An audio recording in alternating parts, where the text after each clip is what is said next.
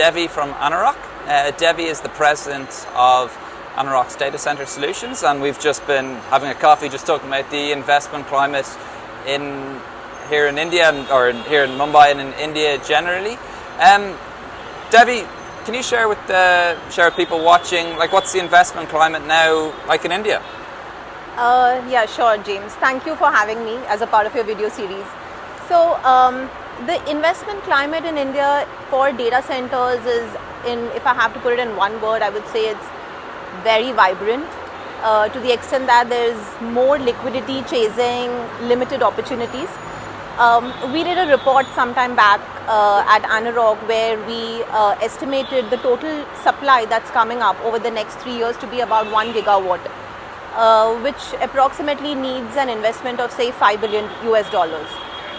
Assuming that even 33% of that is already deployed and 67% is still pending, it needs about $1.4 billion to $1.5 billion of capital, equity capital. So I'm kind of taking out what can be leveraged from banks. So $1.4 to $1.5 billion is what is actually required in equity. But what we have in terms of commitments or actual investments that have already gone in since 2020 is about $4 billion, which means we already have $4 billion as against a requirement of 1.4 to 1.5. In addition to that, there are investors who are sitting on at least about 2.5 to $3 billion of capital that are looking for the right opportunities to deploy and invest in.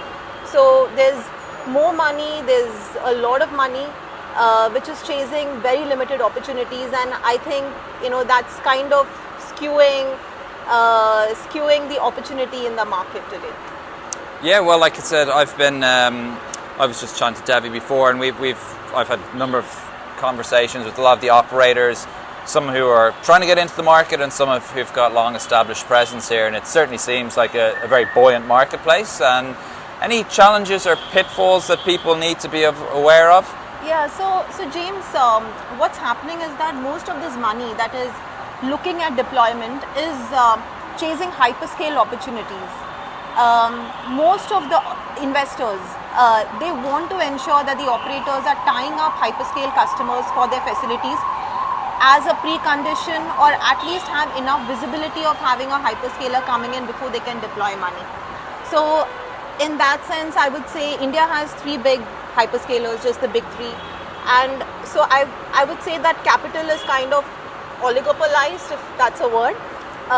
So it's not evenly spread across every operator, across every opportunity. So today, if somebody wants capital for just a co-location data center on a speculative basis, there is not much capital that's available today. So money is chasing hyperscalers, and therefore, whether all sorts of data center developments will get access to capital is still a question today. Cool. Well, no, Devi, thank you very much. Thank you, well, first of all, for the coffee, and thank you very much for taking the time to do this short video with us.